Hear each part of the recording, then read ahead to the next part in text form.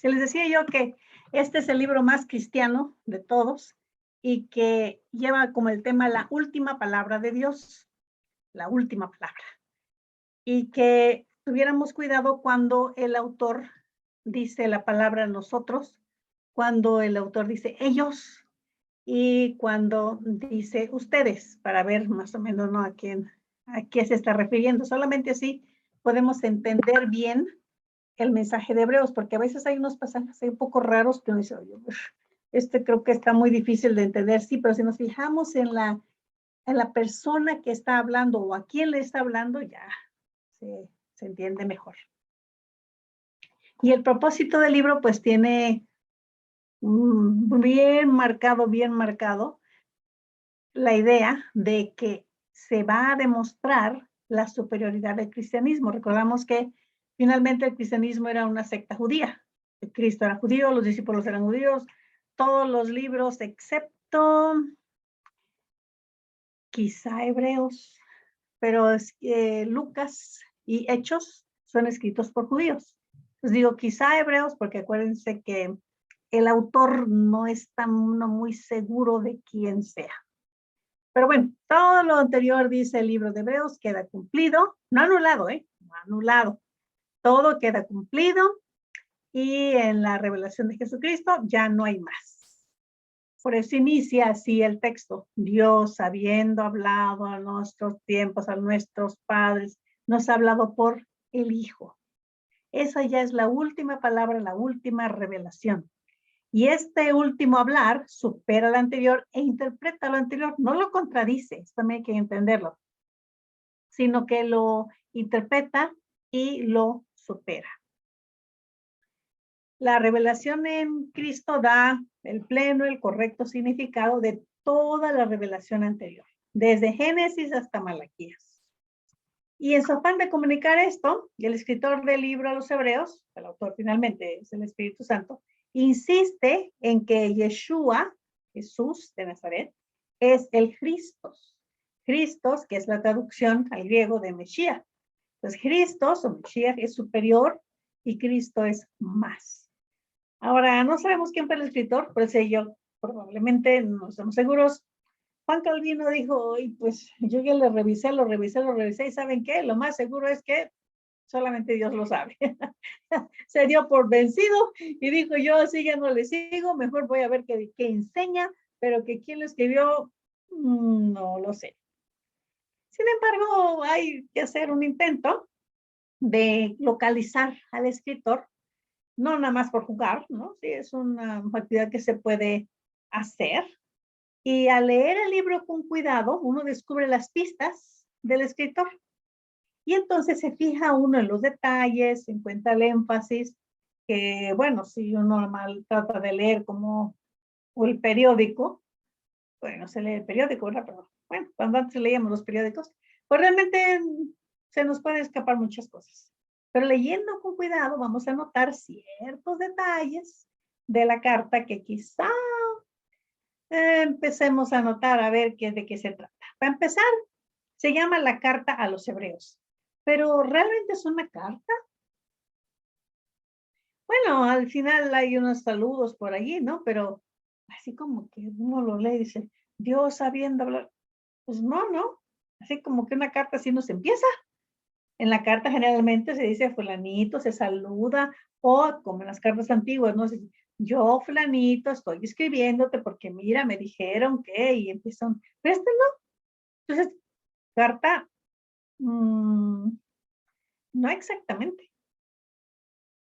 Hubo una época en la historia de la iglesia y todavía, ¿no? Algunas, la versión antigua de la Biblia decía así, la carta de San Pablo a los Hebreos. No sé si alguna vez llegaron a ver, pero así estaba en las Biblias antiguas, porque pensaban que Pablo era el autor y además que era una carta. Bueno, resulta que no es necesariamente una carta porque no tiene la forma de carta. Y San Pablo, pues no estamos seguros de que haya escrito por Pablo. Pues ni carta ni Pablo. Y los Hebreos, ¿será algo a los Hebreos? Bueno, pues también uno se pone a leer y dice, a ver, si fuera una carta a los Hebreos, ¿habría tanto detalle? Explicarles qué es el tabernáculo, qué es el santuario, qué es el... Pues no, un hebreo sabría todas esas cosas. Y además, un dato interesante de todo el libro es que cita el Antiguo Testamento, de todos los salmos, pero utilizando la Septuaginta. ¿Un hebreo utilizando la Septuaginta? Bueno, sí, pero solamente que sea un hebreo helenizado o helenista. En aquella época los hebreos, los israelitas, se dividían en dos grupos. Unos que decían que eran muy conservadores y sobre todo eran como los fariseos, eran como San Pablo, que se llamaba hebreo de hebreos, aunque Pablo en un momento dado dice eso, yo soy hebreo de hebreos, yo soy de veras que seguí la ley de Moisés. Pero había otro grupo que decía, no, bueno, sí, somos israelitas, judíos, o a lo mejor de alguna tribu, pero pues mejor hay que tratar de asimilarnos un poco más a la cultura. Y dejaron de utilizar el hebreo y utilizaban el griego, que se llamaban los helenistas. Allí pertenecía el grupo, por ejemplo, de los saduceos, que pues sí, iban al templo y hacían ahí sus sacrificios, pero más bien eran más modernos. Y esos modernos, pues no sabían hebreo, utilizaban la Septuaginta. Entonces, cuando tenemos un libro que utiliza la Septuaginta, pues está complicado decir que fue a los hebreos. Digo, a lo mejor sí fue a los hebreos, pero Pablo hubiese dicho hebreos, hebreo yo, ellos son helenistas, los griegos les llamaban, los griegos, no porque fueran griegos de Grecia, sino porque hablaban griego, sus nombres eran griegos, como Estefan, ellos, y pues ya las tradiciones de la ley mosaica, pues sí las tenían, pero no eran muy estrictos. Y bueno, así que tenemos este libro. Como les decía, probablemente ni es carta ni es de Pablo ni es de los hebreos. Pero el estilo, pues notamos que además es muy diferente al estilo epistolar de Pablo. La vez pasada estuvimos viendo, ¿no? Hicimos un repaso de las cartas de Pablo, desde Romanos hasta Filemón. Y pues nos dimos cuenta de que Pablo no escribe así como hebreos, no. De hecho, el libro empieza con un discurso, con un prólogo, más bien el estilo griego. Aunque al final se incluye saludos, ¿no? Pero como una postdata, nada más.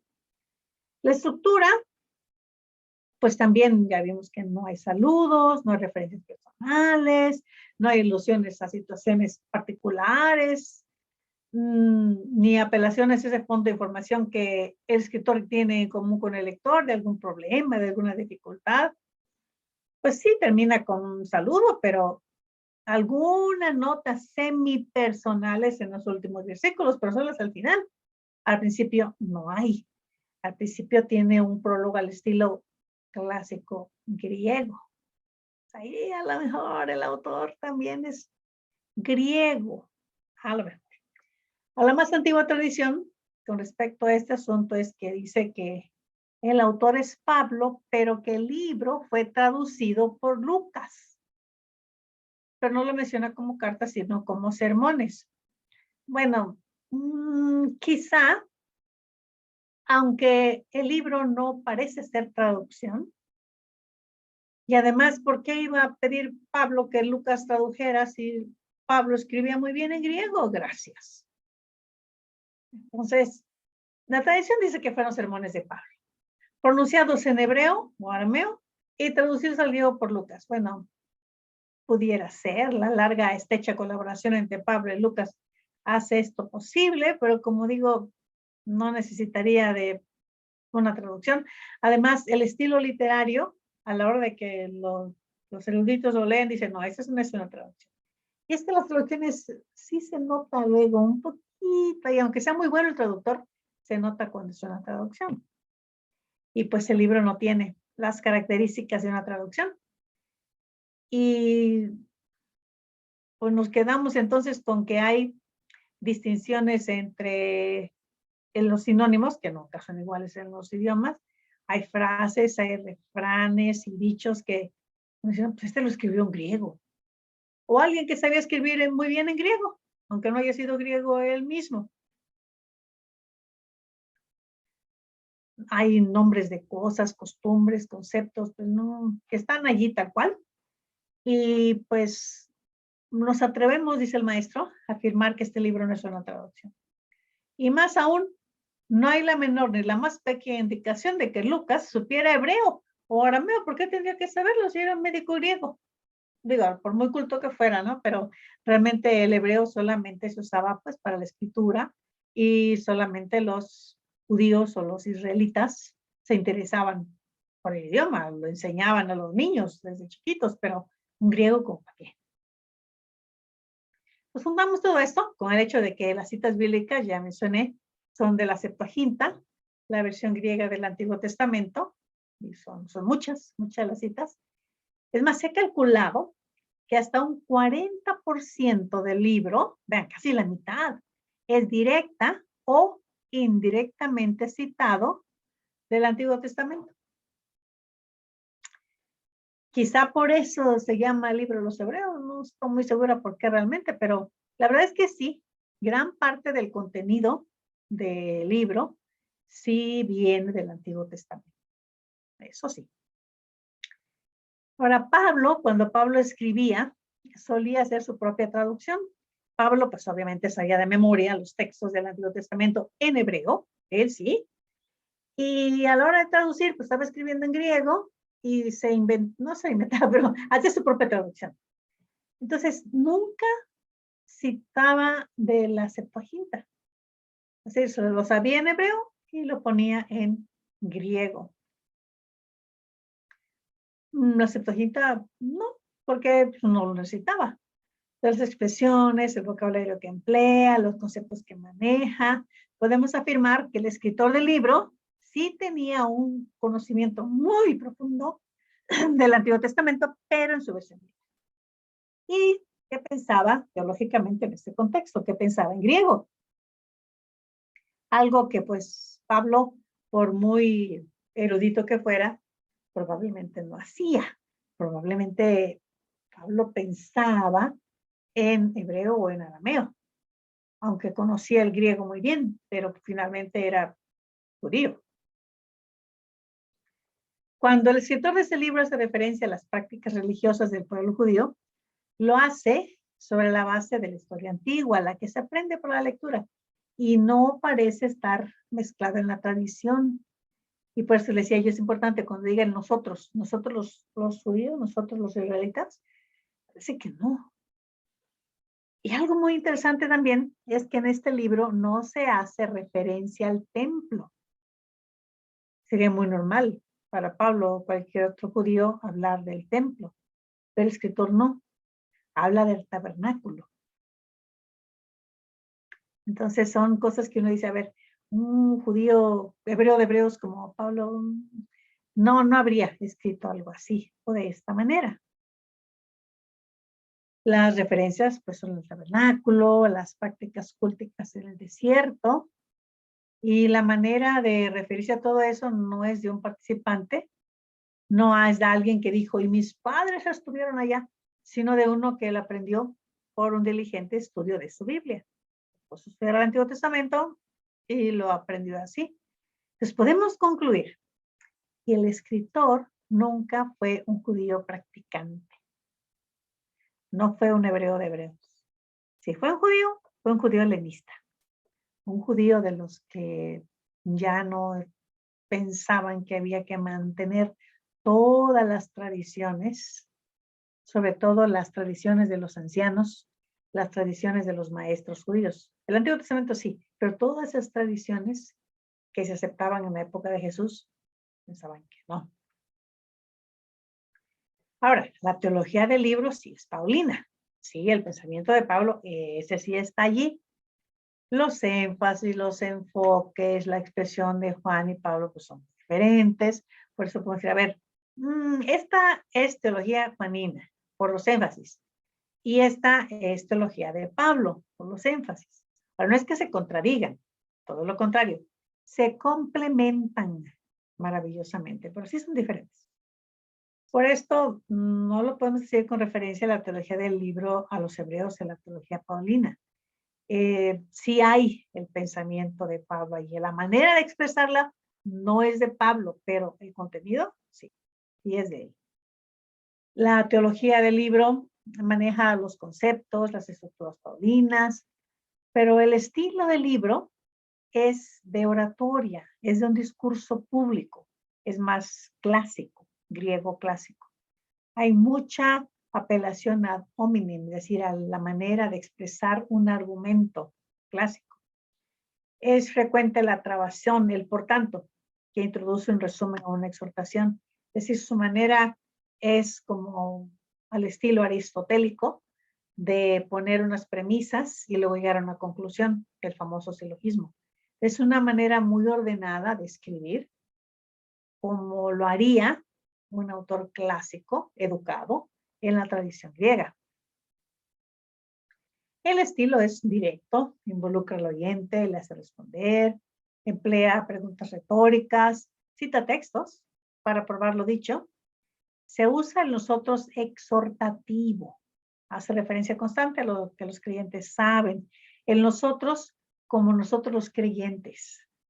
Entonces, vamos a hacer esto. Nosotros creyentes, vamos a hacer esto. Los demás no sé, pero nosotros creyentes, los demás quién sabe, pero nosotros creyentes vamos a hacerlo bien. Vamos a permanecer firmes. Y esta característica hizo que Martín Lutero afirmara que el escritor fue Apolos, el orador judío de Alejandría. Si Martín Lutero, que además era un hombre de letras, él tradujo la Biblia, recuerdan que empezó a traducir la Biblia y se la hizo al alemán, era un gran reformador, teólogo, sabía reconocer los estilos, y pues él dijo, ha de haber sido Apolos, precisamente por el estilo tan elegante, tan estudiado, tan cuidado.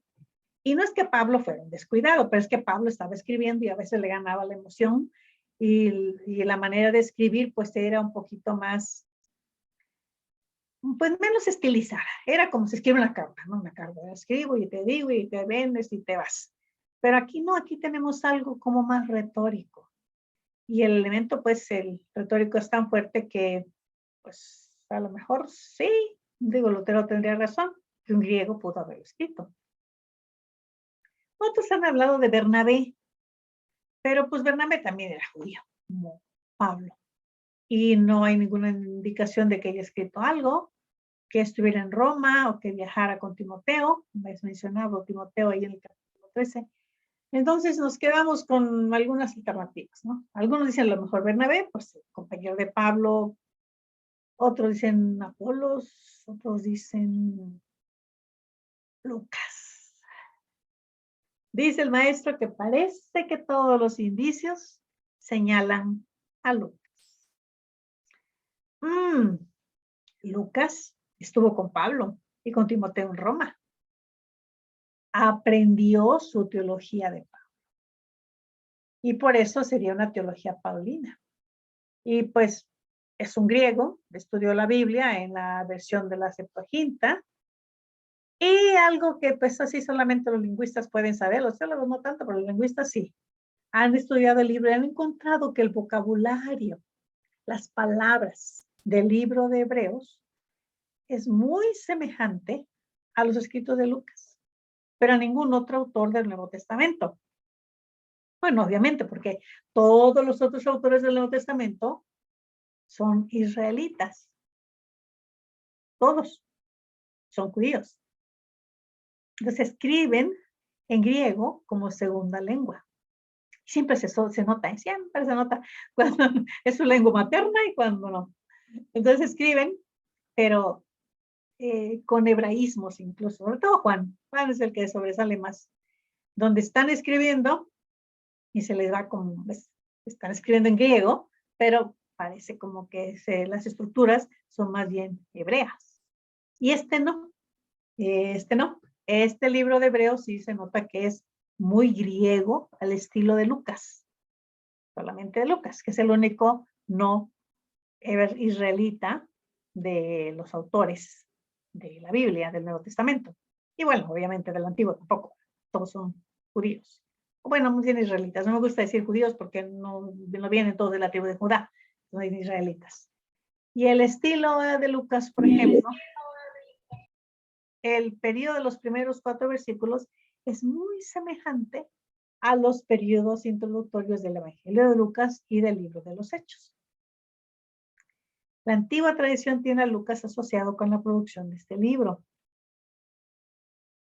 Pues bueno, puede ser que sí, sea así, que el uso de los salmos, trozos de poesía, nos hace pensar en el Evangelio de Lucas, los cánticos de María, de Zacarías, de Simeón, la poesía que le encantaba a Lucas. Además, hay una expresión allí en el capítulo 4, versículo 12, que es una expresión médica, cuando habla de los tendones y cómo se separan. Y eso pues solamente lo haría un médico y está empleando con términos médicos.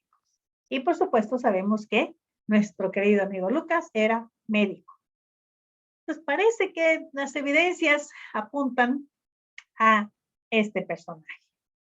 Bueno, en fin, el maestro ya decía que según todo lo que había analizado y visto, él le parecía que era Lucas, aunque quizá tenemos que concluir con Juan Calvino que no sabemos quién fue el escritor, pero al buscar estas pistas en el libro, pues hacen que uno ponga atención a las características y que uno lo entienda mejor. Pero finalmente sabemos que el autor es el Espíritu Santo, ahí sí no hay pierde. Un segundo problema, pues ¿quiénes son los hebreos? Que han de recibir el tratado. Eso sí se relaciona con el entendimiento del libro, es mucho más importante de lo que muchas veces se supone, porque la respuesta que demos a esta pregunta va a predisponer nuestra interpretación de la carta. Y no contestarla sería peor, porque estaríamos igualmente predispuestos, pero sin saberlo. Tenemos que especular, pero todas las especulaciones las tenemos que hacer sobre la base del texto bíblico. Que no va a ser nada más que empecemos a producir ideas y a ver qué se nos ocurre. No, así es una especulación, pero tenemos que sacar nuestras ideas del libro mismo. Ya dijimos, tenemos que concluir que los hebreos no eran hebreos de hebreos, no eran de raza judía incluso, que no sabían hebreo, ni practicaban el culto judío. Eso sí, sabemos. Leían la Biblia en griego, sabían de la historia hebrea, obviamente, pero ¿cómo saber la historia de otro pueblo? Lo que sabían del culto del tabernáculo lo sabían por la Biblia y no porque hubieran asistido al templo ni porque hubieran estado ahí practicando los ritos. Por ejemplo, las explicaciones de la función del sacerdote. Pues no son para una persona que supiera del culto judío y lo practicara, sino para uno que no entendía muy bien cómo fue. Entonces le tiene que explicar exactamente cuál era la función del sacerdote, porque el que le está leyendo es cómo le hacía y lo tiene que explicar. Si todo eso es cierto, creo que lo es, entonces el libro fue escrito para personas que tenían una inclinación hacia el judaísmo, algún contacto con él, pero no como participantes. Eran personas que les interesaba el judaísmo como religión y que a lo mejor estaban pensando que, a ver, bueno, Jesús judío, los discípulos judíos, Pablo judío, pues no tendríamos que ser cosas más como los judíos. Podemos suponer que ese grupo se llama temerosos de Dios entre los gentiles. No se habían hecho proselitos, no se habían hecho judíos por conversión, pero sí veían el culto en la sinagoga, sabían que existían ciertas tradiciones judías o israelitas y decían, pues, ¿cómo encaja allí Jesús? ¿Cómo encaja? Estas personas eran un gran porcentaje de los primeros convertidos al cristianismo y era necesario pues que entendieran la superioridad de Cristo y del cristianismo, porque ellos veían la sinagoga, veían las tradiciones judías, y decían, bueno, pero Cristo era judío, ¿no? Entonces, ¿cómo juntamos estas enseñanzas de Pablo sobre todo, con el judaísmo. Y como que no estaban muy firmes. Entonces la exhortación de seguir adelante es muy pertinente para ellos.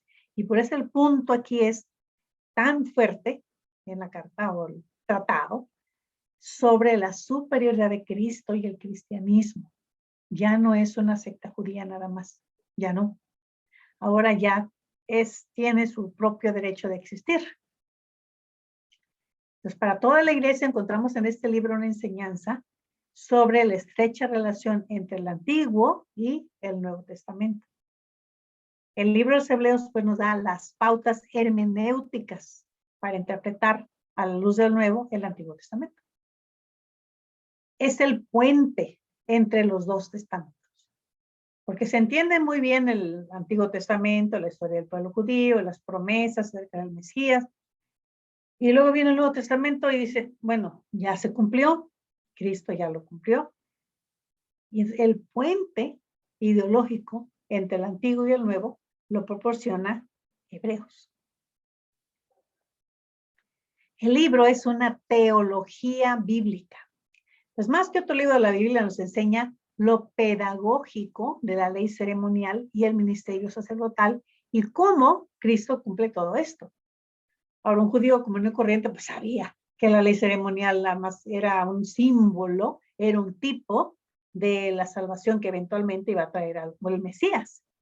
Pero estas personas como que no les quedaba muy claro, por lo mismo porque no tienen un trasfondo como israelitas.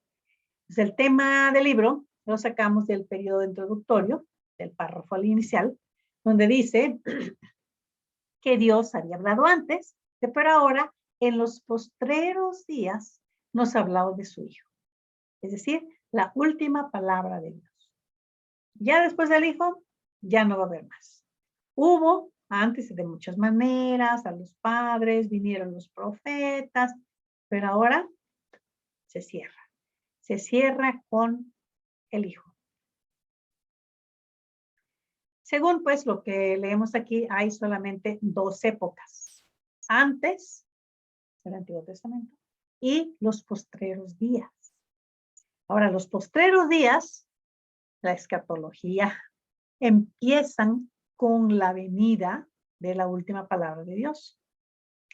Esta última palabra de Dios es superior a todo lo anterior y por eso, dice el autor, el cristianismo es superior.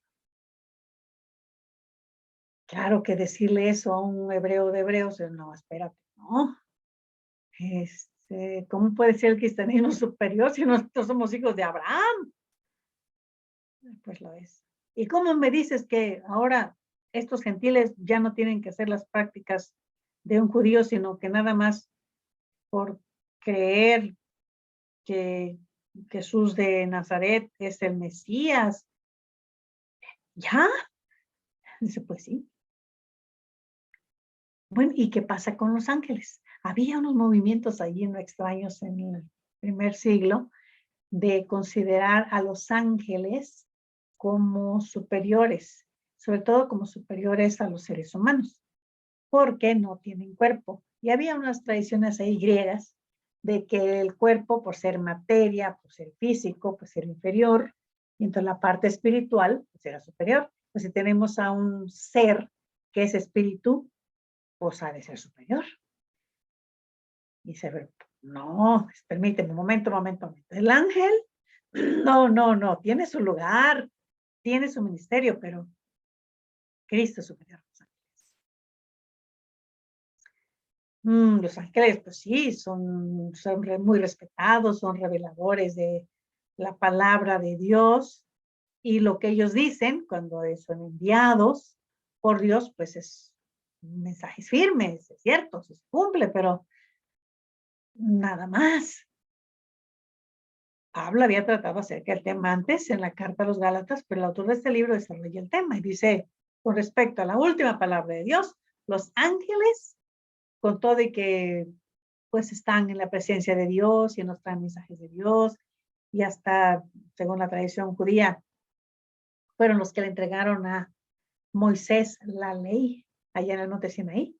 Con todo y eso, los ángeles están en segundo lugar. con respecto a Cristo, ocupan un lugar inferior. Cristo es superior a los ángeles. Y tiene que explicar por qué. Dice, pues, por derecho de ser. Es un nombre superior. ¿Y saben cuál es ese nombre? Hijo. A ninguno de los ángeles jamás Dios le llamó hijo. En cambio, Cristo, el Mesías, Jesús de Nazaret, es superior a los ángeles porque es hijo, engendrado del Padre y partícipe de su naturaleza.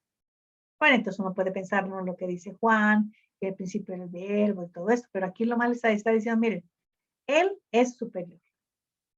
Es más, el Padre da instrucciones a los ángeles, cuando el Hijo fue introducido en el mundo, de que le adoraran, adórenle, porque después de todo, ¿qué son los ángeles? Ministros, siervos, que hacen la voluntad de Dios, pero no tienen ese grado superior, no tienen ese puesto superior, ese oficio superior, ¿no? Son comunicadores de las palabras de Dios, pues sí, por eso hay que apreciarlos, no alabarlos ni adorarlos, sino apreciarlos. Y pues están a nuestro alrededor, pues sí, a veces los vemos, a veces no, pero ahí están. Nada más a veces notamos sus actividades, ¡ay!, cuando nos apoyan, pero nada más. El Hijo es infinitamente superior. Además, acuérdense, dice el escritor, el Hijo es el Mesías entronado, está sentado sobre el trono eterno. Los ángeles tienen que estar de pie, no tienen derecho a sentarse en la presencia de Dios, ¿no? El único que tiene derecho a sentarse a la derecha del Padre es el Hijo. Y este trono es mucho más permanente que el universo. Si el universo pues se va a gastar como un vestido viejo, tuvo un inicio y va a tener un final. Y se está desgastando. En cambio, el trono de Dios, el trono divino, permanece para siempre. No es como un vestido que se va desgastando con el uso. O aunque no se use, también se desgasta, simplemente por estar ahí, por existir. ¿Sí, no? Yo les voy a explicar muy bien que el Hijo es superior. Dios le dijo, siéntate mientras pongo a tus enemigos por estrado de tus pies. Yo estoy arreglando todo esto, tú no te preocupes, aquí mira cómo todo va a ir cayendo en su lugar. Y los ángeles paraditos, listos para llevar a cabo las órdenes del Señor, pero de pie. Listos para servir. Los ángeles pues no están en segundo lugar, están por debajo de los que serán herederos de la salvación, los que son o serán ciudadanos del reino. Es como buen homilético, buen predicador. El autor remocha el punto y hace una aplicación práctica. Y él lo hace en forma de pregunta. Dice, a ver, aquí les voy a preguntar algo. Pongan atención. Si la palabra dada por los ángeles fue firme, fue segura, fue eficaz, sí se cumplió, ¿cómo escaparemos si descuidamos la palabra del Hijo? Imagínense si un ángel, un servidor, un mensajero, trajo la palabra de Dios y se cumplió, y ahora nosotros, si descuidamos la palabra del Hijo, no escaparemos. No escaparemos si descuidamos la palabra de Cristo. Así que, cuidado. Después de esta aplicación, muy característica de un predicador, el autor vuelve al tema de la superioridad de Cristo sobre los ángeles. Dice que el hombre redimido tendrá todo por debajo de sus pies y que esto ya es verdadero porque Jesús está sentado como hombre en el trono. No vemos, dice todavía al hombre sentado en el trono, pero vemos aquí a Jesús, a quien por un poco de tiempo fue hecho menor que los ángeles. ¿Y por qué fue hecho menor que los ángeles? Por un poco de tiempo, porque tomó la forma humana. Eso uno pudiera decir, bueno, ya fue perfectamente hombre. Pues sí, pero ahora que ya ha vencido el pecado, ya está por encima de los ángeles, siempre estuvo por encima de los ángeles, pero ahora ya tiene un puesto superior porque ya en la humanidad ha sido restaurada a su puesto de imagen de Dios. Y ahora ya la humanidad ha sido restaurada a su oficio como virrey sobre toda la creación. Y en la creación incluye a los ángeles. Los ángeles también son seres creados. El único eterno es Dios. Pero los ángeles también son seres creados. Es todo lo demás de esa sección desarrolla esta idea. Cristo superior a los ángeles como mensajero, como palabra última de Dios y también, sobre todo, por ser hijo. Los ángeles son servidores, Cristo es hijo, que además es el único que se puede sentar a la diestra del Padre.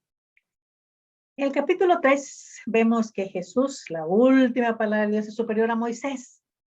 Moisés, todos lo sabemos, era el mejor revelador del Antiguo Testamento, era el único que hablaba con Dios cara a cara. Pues el Mesías incluso debe de ser un profeta semejante a Moisés, un gran comunicador.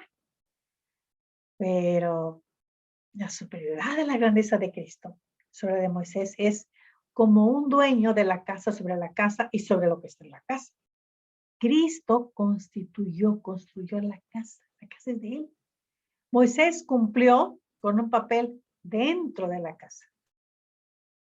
Pero Moisés era muy fiel, muy reverenciado por eso, pero el hijo está por encima de la casa y sobre todo los siervos de la casa. Y aquí hasta podía decir el autor, pues es obvio, ¿no? Todos los demás son servidores, con todo de que Moisés fue quizá el más alto, ocupó un puesto importantísimo, porque entregó la ley, porque estuvo en el monte Sinaí, porque ayudó al pueblo, porque fue el padre de la patria hebrea. Cristo es el dueño de la casa. No puede estar por debajo de Moisés. Es imposible. Cristo es superior a Moisés. Él estuvo sobre la casa. Moisés fue como un empleado dentro de la casa. Y más todavía. Moisés no pudo dar al pueblo de Dios el reposo prometido.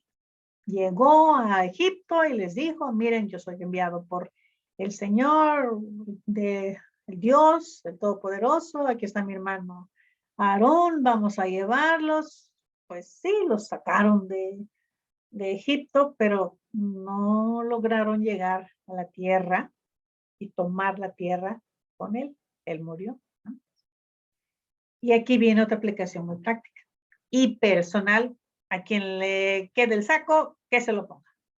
Si los que no escucharon a Moisés no entraron en la tierra prometida por su desobediencia y rebelión, porque cuando llegaron los espías dijeron, no, nos van a acabar, no, Moisés, que no había sepulcros en Egipto, vamos a tomar un líder y nos vamos a regresar.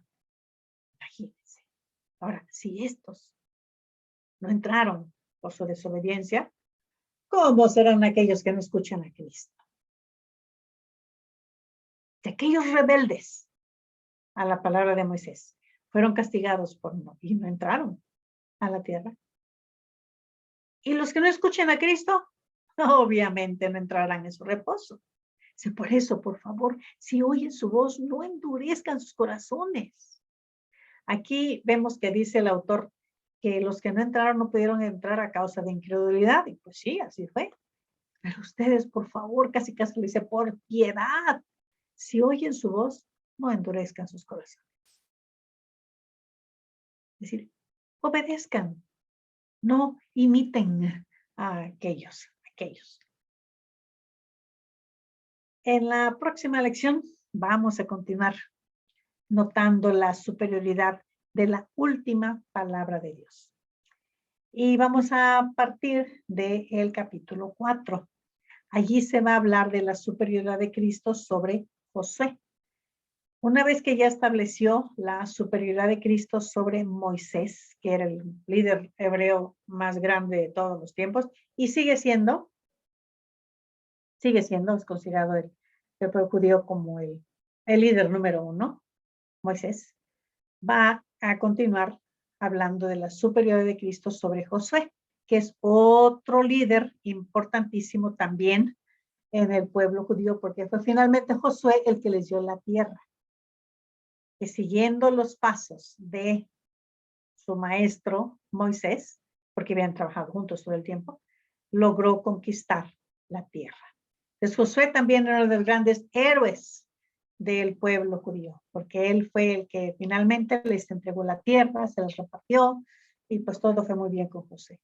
Pero, dice el autor de Hebreos, muy importante líder, no lo voy a negar, pero Cristo es superior también a Josué. El Mesías es superior a Josué.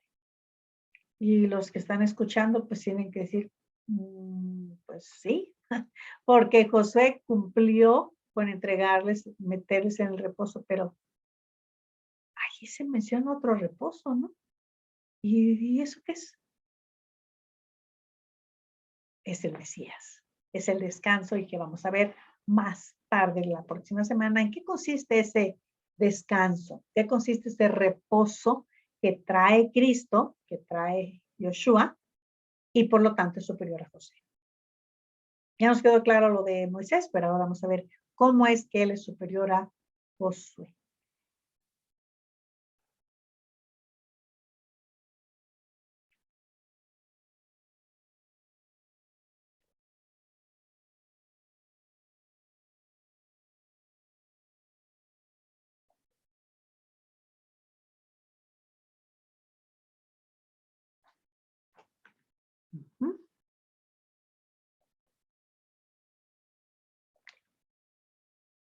Muy bien, pues si tienen algún comentario, alguna pregunta, alguna tarea, Alex. Sí tenemos tarea, pero pues, la dejamos ahorita para el final. ¿Qué les pareció? Digo, el libro de Hebreos. Que ni es carta, ni es de Pablo, ni es a los hebreos. No, la verdad no sé cómo es que entró esta tradición de ponerle así libro a los hebreos. Pero a ver. Entonces, Saraí, por ejemplo, si nosotros hoy día hacemos esta lectura, podemos también incluirnos en ese nosotros, ¿no? Sí, sí, sí. Sobre todo si es Pablo, si pensamos que es Lucas, pues sí, porque seríamos todos gentiles. Ajá, entonces cuando dice, y no sean groseros y como aquellos, no está diciendo, y no sean groseros como nuestros padres, sino como aquellos, como aquellos del desierto, aquellos que no creían, ustedes no sean así. Tomen experiencia de aquellos. Pero, y entonces, obviamente, sí, es un libro que nos atañe mucho, mucho a nosotros, porque nosotros no somos hebreos de hebreos, somos gentiles. Así es. Bueno, que quién sabe, porque acuérdense que la tradición tan larga de los israelitas que se establecieron en España, y, aunque los corrieron, pero ahí quedó mucho de ellos también. Y acuérdense que a América llegaron muchos judíos también. Precisamente huyendo de la Santa Inquisición, muchos se vinieron a refugiar acá, a América. Acá también los persiguió la Inquisición, ¿verdad? Pero hay muchos, Los sefaradí, ¿verdad? Sí, los faradís, pero los conversos dejaban de ser judíos, se hacían católicos, pero que traían pues allí unas familias, cuyas familias habían venido de Abraham, el tronco de Abraham. Entonces le digo, hasta por etnia, a lo mejor sí. Ya ven que luego hay esos exámenes que hacen del DNA y que no sé qué. Entonces sale y resulta uno que allí Tu sale. genealogía. Sí, ahí sale. ¿De dónde viene uno? Entonces, de que hay un poco de judío en todos nosotros, a lo mejor sí hay. Y cuando no, me quedé aquí ayudándola. Y esa Quién sabe de qué tribu, ¿verdad? Pero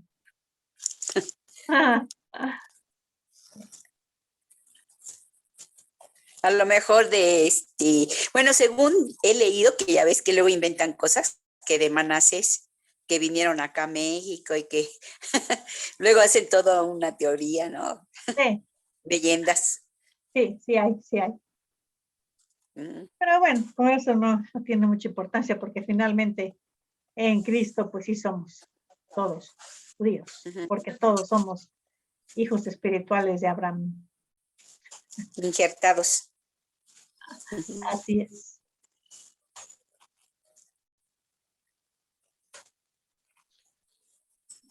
Bueno, pues hay que leer Hebreos. Muy bien, pues entonces la tarea para la próxima les propongo que nos digan qué es la unión hipostática. Ah, la unión hipostática. No, no, impostática, no. Hipo, Hipostática. Diles cómo se escribe es hipostática.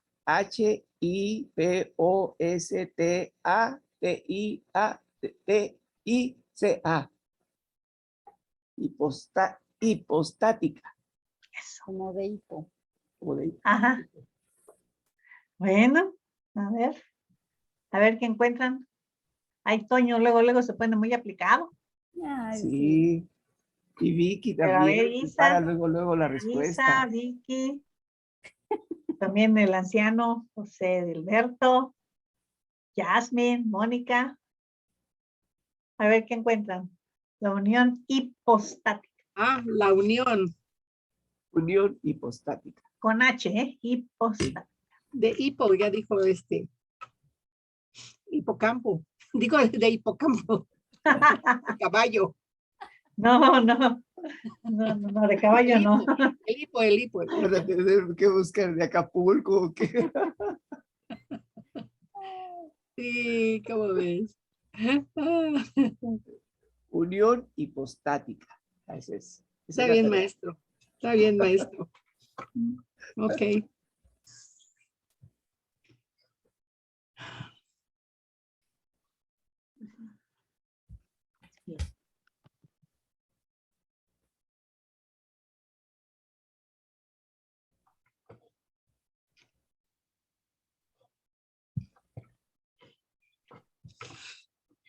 ¿Cómo sigue Alexandre, Saraí? Pues ya bien, Ah, qué ya bien. va a tener que regresar a trabajar Ah, de manera presencial, porque estuvo en su casa, se estuvo trabajando. ajá, ah, Pero ya, dice, en realidad no le dio tan feo. qué bueno. También mi hermana se enfermó, vive en Tequisquiapan. Igual Ajá. le dio muy, muy ligero. Ujú.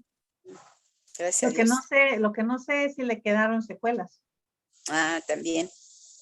Que Ujú, luego hay personas que pierden el equilibrio ujú. o no pierden el sentido del gusto. O sea, la memoria les falla. Ujú, Sí. ajá. Yo creo que a mí ya me dio. Mira, Isa, Mande. con COVID y sin COVID, la memoria falla. Sí, sobre todo después de unos añitos. No te aplicas. Ajá. Así Bueno. es. Pues entonces continuamos la próxima semana. El martes. Sí, Con Hebreos. Francis, un abrazo. Felicidades. Qué hermosa. sí, cumpleaños Francis. Está silenciada. ¿Vale? Y a ver. Ya. Ujú. Sí. Nos vemos entonces próximamente Sí, el martes. el martes. Muchas felicidades, El Francis. martes. Que Dios los bendiga. Bye, Alex y Ceci. Bye, Saray. Adiós. Muchas gracias. Saraí. Bye, bye. Bye. Vaya a todos. Bye. Bye, bye. Hasta luego. Tarde. Bendiga. Hasta luego, Buenos hermano. días. Buenas tardes.